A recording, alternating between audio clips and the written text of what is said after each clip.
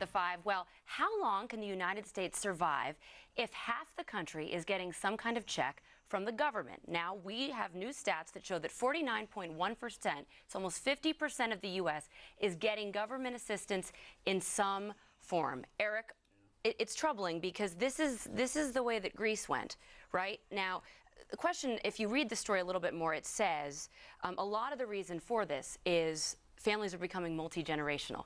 A lot of people are doubling up. They're moving back home with their parents. Grandparents are moving in. But they say in the Wall Street Journal still, even if that wasn't happening because of the recession, still people would be getting more and more checks from the government. Yeah, and any way you slice it, you look at that chart again, from the lower left to the upper right, the chart's going up. President Obama presides over the left to the right side of that chart right there. Things aren't getting better. No matter what you hear on TV, no matter how many times the president wants to take a victory lap saying it's better now than it was when we took over, it's not. You look at that number, you look at food stamps up 47% from when he took over.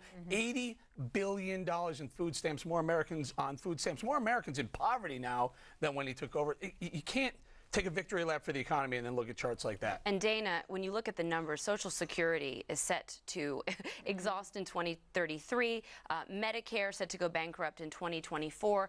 Politicians, some of them are screaming about this, Paul Ryan, as you know, and no one seems to be doing anything. And Americans are getting older and older, and we are not producing as many younger people in order to take over the workforce, in order to help provide for that going forward. And we've seen societies that are dealing with this. So Japan is one, Russia is another. We can look at the government benefit situation at Greece and maybe learn some lessons. I'm not equating the United States economy with Greece, but there are lessons to be learned. But I think a problem that a lot of politicians will have, that you could find the most conservative guy on just about every single issue, just to take my home state of Wyoming, but he will say, well, you better not touch my Social Security or my Medicare.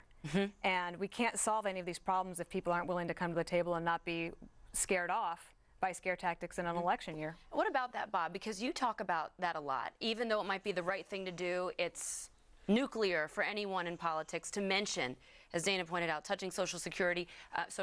George Bush tried. Remember, he tried to make an effort at it, and he was demonized by Democrats. So if Congress people are running for office every 2 years, how do you fix the problem? Well, yeah, that's the problem. I mean, ultimately, they're both going to have to come together and do it, and they're going to be forced to do it when it starts to go bankrupt. But can I point out here, USA Today, the headline, fewer draw on federal support, safety net shrinks as economy rises. 3 years after the recession officially ended, most of the nation's safety programs are giving to fewer people. Contrary to what my partner here on my left says, but it's still 49%. States are phasing out extended jobless benefits. April was the lowest since December 2008. Caseloads in welfare fell 5%. Food stamps have gone down in the last 2 months. And let's keep in mind in the last 2 months. And let's keep in mind that it was. Hold on. Don't interrupt me for a second, will you, Commie? Will you just shut up for a second? Thank you. The fact of the matter is he inherited the Great Recession, and that's one of the reasons these things exploded. It'll go down. It'll continue to go down. How? And we're going to be lucky to do that. He would be better off if he blamed FDR than Bush, because it would be more believable. Why would it be more believable? Brian, how could it be more believable? This is why people should be furious about this, okay?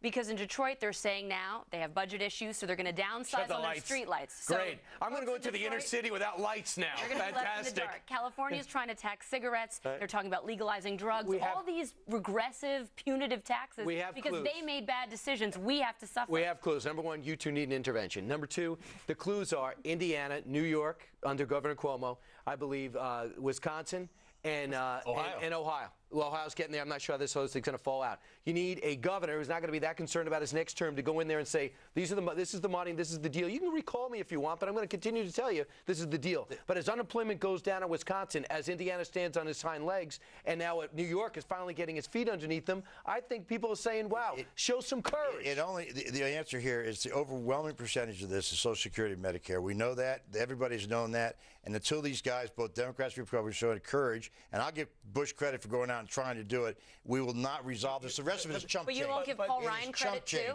No, I don't give Ryan credit because it's even more to the middle of Paul Ryan was Simpson Bowles. President Obama had the opportunity to put Simpson Bowles in play, and he chose not to, Bob. And that would have tackled entitlement. It would have if it had gone to an automatic vote that it was supposed to, but it was defeated by 8 Republicans. To be fair, we should point out Walker's a Republican and Cuomo's a Democrat. So they both can do it if they want. They're making tough decisions. That's right. Coming up on The 5, The Pakistani doctor is now sitting in jail tonight after helping America hunt down and kill Osama bin Laden. But his family is begging for our help. Is President Obama doing enough to save him? We will debate that next.